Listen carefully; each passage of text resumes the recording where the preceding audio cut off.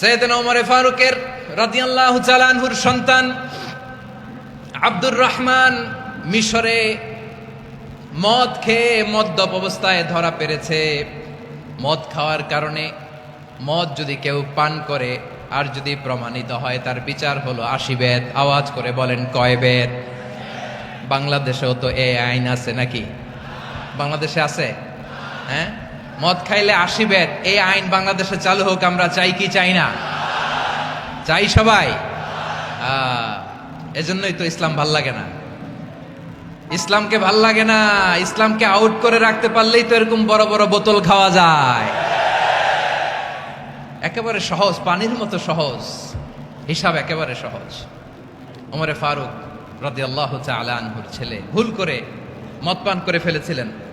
আব্দুর রহমান, ঘটনা ঘটেছে মিশরে। মিশরের গভর্নর তখন আমর ইবনে আস রাদিয়াল্লাহু তাআলা আনহু। আব্দুর রহমানের ভাই যে গভর্নরকে বলল, গভর্নর যদি একটু দয়া করেন, খলিফার ছেলে আমার ভাই আব্দুর রহমান মদ্যপ অবস্থায় ধরা পড়েছে, জনসম্মুখে যদি আপনি বেত্রাঘাত করেন আমাদের প্রেস্টিজ থাকে না। যদি 80 বেত আপনি মারেন আমার কোনো কথা নাই, কিন্তু ঘরের ভেতরে মারেন। আব্দুর রহমানের ভাইয়ের সুপারিশ শুনে সাইয়েদনা আমর ইবনে আস রাদিয়াল্লাহু তাআলা আনহু রাজি হয়ে গেলেন। ঘরের ভেতরে লোকচক্ষুর আড়ালে 80 বেত তিনি মানলেন। কিন্তু ঘটনাক্রমে এই কথা লুকিয়ে লুকিয়ে ঘরের ভেতরে 80 বেত মারার কথা সাইয়েদনা ওমর ফারুক মদিনা থেকে জানতে পারলেন। মদিনা থেকে তিনি ফরমান জারি করলেন, এই বিচার যেমনটি আমর ইবনে আস আদায় করেছে, এটা প্রকৃতপক্ষে আদায় হয় নাই। আসো সবাই মদিনায় আসো, আমর ইবনে আস মদিনায় আসো, আব্দুর রহমানও আসো, সবাই আসো, জনসম্মুখে এই বিচার কার্যকর করতে হবে।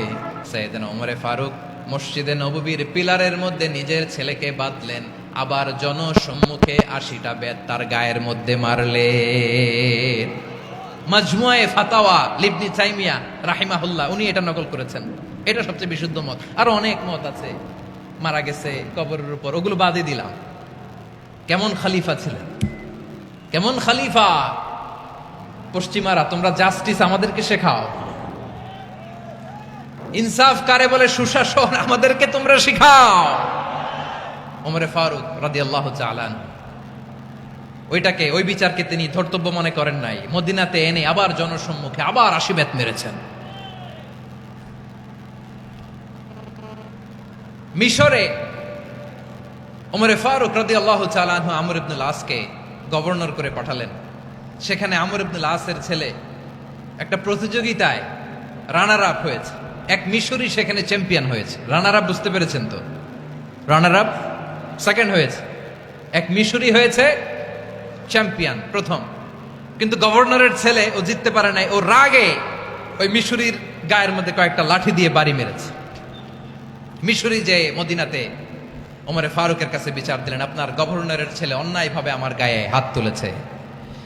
সাইয়েদনা ওমরে ফারুক আবার ফরমান জারি করলেন, আসো মদিনাতে আসো। মিশরীকে ডাকলেন।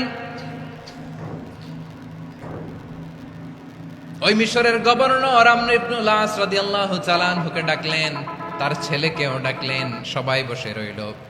আমর ইবনে আস রাদিয়াল্লাহু তাআলা আনহু মাথা নিচু করে বসে আছেন, লজ্জায় কাচুমাচু। হায় হায়, আজকে আমার ছেলের কারণে আমিরুল মুমিনিন খলিফাতুল মুসলিমিন ওমরে ফারুকের কাছে আমি জনসম্মুখে লজ্জিত হচ্ছি।